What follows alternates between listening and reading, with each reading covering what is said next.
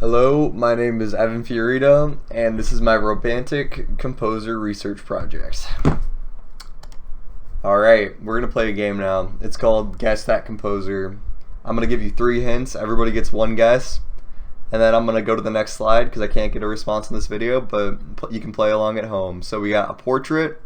He's got mutton chops. He's a violin virtuoso in the Romantic era. And he was rumored to have sold his soul to the devil in exchange for his musical skill.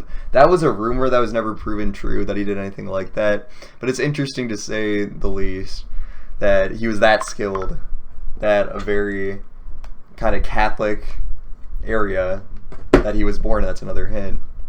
Rumored that about him. But alright, here's the answer. 3, 2, 1. It's Niccolo Paganini. Alright. As I said, he was born in Italy, specifically Genoa. To a musical family. His father played mandolin. So it was kind of apparent that once he started getting good at violin, his father couldn't really teach him in that area. So we sent him to the cathedral at San Lorenzo, which is in Genoa, to study under the maestro of the orchestra in that the cathedral. And that is where he started to develop his violin skill. Now, at his professional career, the maestro of the cathedral had him perform every mass, which is every church, on Sundays. So every week, he would go in and play for the church. He later noted, actually, that he was very grateful for that opportunity because it kind of started his whole career. But he started gaining notoriety because he was a very gifted violinist, which we'll get into later. And he toured Italy, not outside Italy, just like the major cities of Italy in 1797, but he kind of was reserved about his skills. He wanted to improve more, so that's why he didn't go outside of Italy. But his real composition career became popular after this tour because for 25 years he just composed and practiced on his own until he thought he was ready to travel internationally, which is exactly what he did. He went all around Europe, specifically Vienna, Paris, and London, became very wealthy. I think the number was 17,000. I don't know what the equivalence was in Europe at the time, but $17,000, which is a lot of money at the time. He's a very rich musician. But yeah, he wasn't really commissioned that much early on in his life. Just worked for maybe churches and then for himself. Now, what exactly did he compose? This is the very important part of Paganini's career. He was a violinist, and he pretty much created techniques that are echoed to this day. Techniques like legato. Well, I mean, yeah, of course, not legato staccato, but the way he utilized the dual melodies on a solo violin, and the difficulty of the way he wrote his arpeggios and his pizzicato. It's incredible.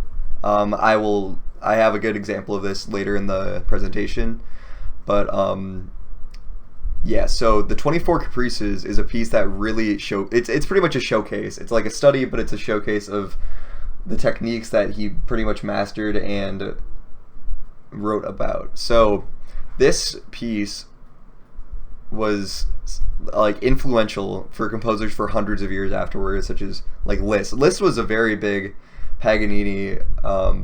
He admired him a lot, and specifically in another piece called La Campanella, which is it's a very melodic, it's written about it includes bell tones, so it's theorized that it was written for a church, to be played at a church.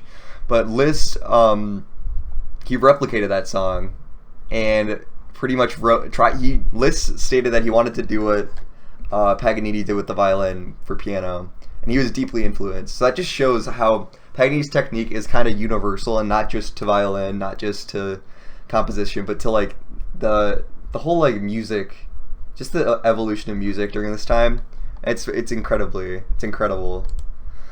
After his tour, this is pretty soon after his tour, actually. It's just very unfortunate. Around the 1830s, 40s, he went to France to work with another composer, and he died of throat cancer in 1840. Most of his work, he never published it. He was very secretive about it, and it was all published after he died. Most of it was unfinished. There was a lot of unfinished and just like unsavable pieces, but the things that did get published really reshaped the way music is thought about and written as a whole. As I said earlier, he influenced many composers and violinists. He pretty much created a standard with the caprices about technique and skill, and his technique as a violinist was incredible, which we'll get into right now as I play an excerpt from the last song of the 24 Caprices. Oh, there's an ad. Quality writing makes your schoolwork better. Meet Grammarly.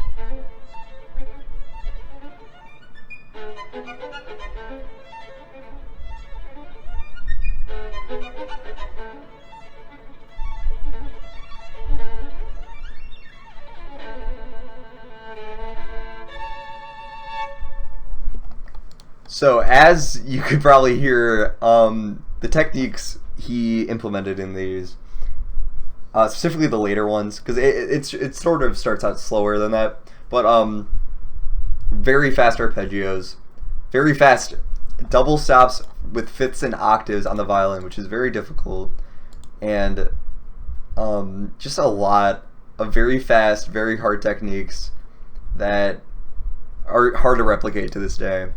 The next one is La Campanella, the one that Liszt actually took inspiration from. Let me play that right now. I'll just play some of it. Sometimes you need to get away from the kids for grown-up time. Or get away from the grown-ups for kid time.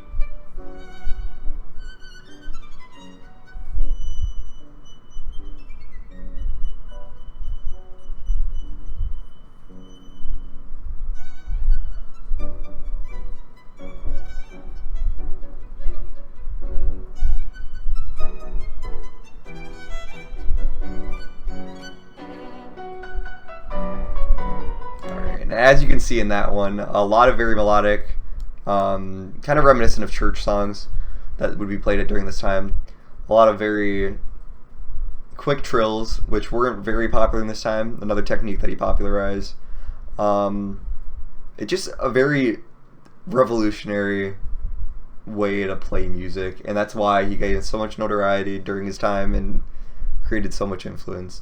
But basically, Paganini is one of the most, I would, in my personal opinion, the best violinist to even compose something like the Caprices, and it's incredibly interesting to see how he shaped music as a whole.